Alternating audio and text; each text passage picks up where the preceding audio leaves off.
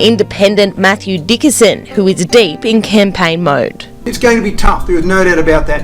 Whenever an independent goes up against a party, it's going to be tough. I look forward to a fair and robust contest until the 23rd of March next year. I think all the candidates in the election itself will be tough. Obviously the independent candidates come out pretty early, pretty hard.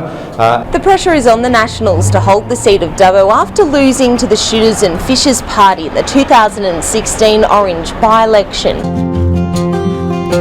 I'm looking for the donkey vote here today with the famous Tully. Here you go, Tully.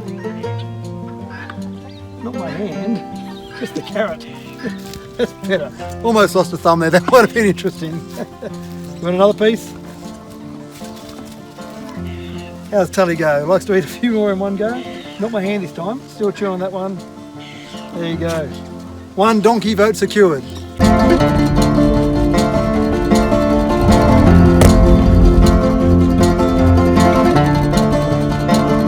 Well, the sun's setting as another day on the campaign trail comes to an end.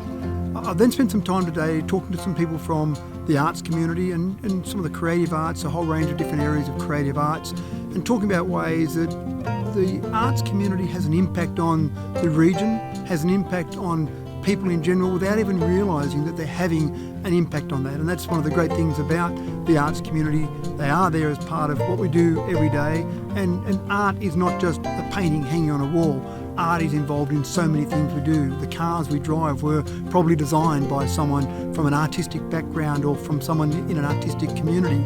So all these things we do are important, and I think they're part of a well-balanced and well-rounded community. Well,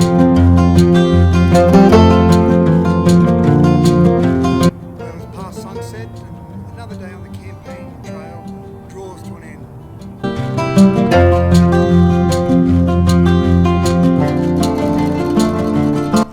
I've just finished a meeting with the board of the Maranatha Aged Care Facility here in Wellington, and it is a wonderful facility. It was built 30 years ago. It was built on the back of 10 years of fundraising from the Wellington community, so it really has the community support. The other great thing I learned about from the board is the fact that they're working on an aged care facility here, but next door to that, working on a childcare facility, so they'll be able to have the two groups of the kids and the aged care residents interacting with each other. And I haven't seen that before in this electorate. I haven't seen it before anywhere across this nation. And I think that idea of having aged care residents and childcare kids interacting with each other, right beside each other, all run by the one organisation, is an absolutely brilliant concept. It'll come as no surprise to regular viewers of my daily summary that here I am again after sunset doing my daily summary, because again it's been another long day on the road, but again an enjoyable day and a very busy day. I'm actually doing this from Wellington today because by the time I get back to Dubbo it'll be too dark to do my daily summary, so it was easy to stop here in Wellington and do it. The main focus for those businesses at the moment has been crime.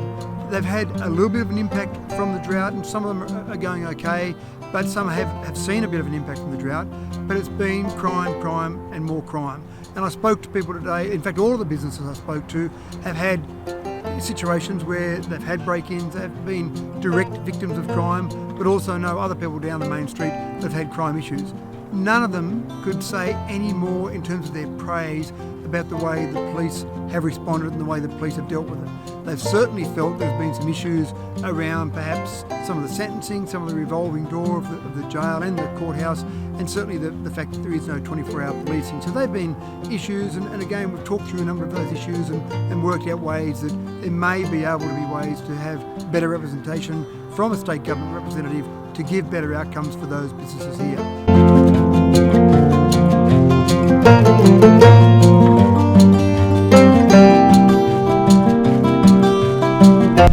After sunset here in Dubbo, and for a change I'm in Dubbo around sunset time because I didn't leave Dubbo today.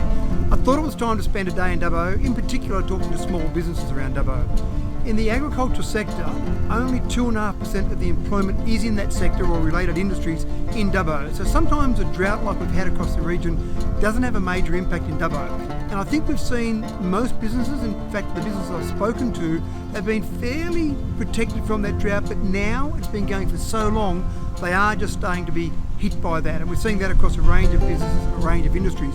So it was good to talk to some businesses today and to find out that impact and how that impact's going, because again, the subsidies that are available for farmers sometimes are not available for small businesses, but they do still, or are still impacted from a major drought like we're seeing at the moment.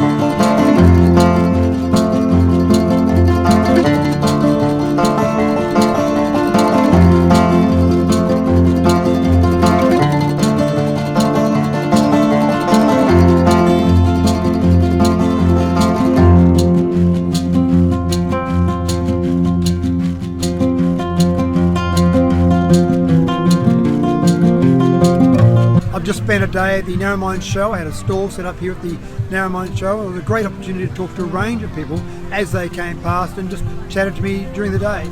I heard some issues that I've heard before. I heard issues about inland rail. I heard issues about power prices. I certainly heard issues about crime and about some of the lack of 24-hour policing. Certainly was an issue that came up during the day.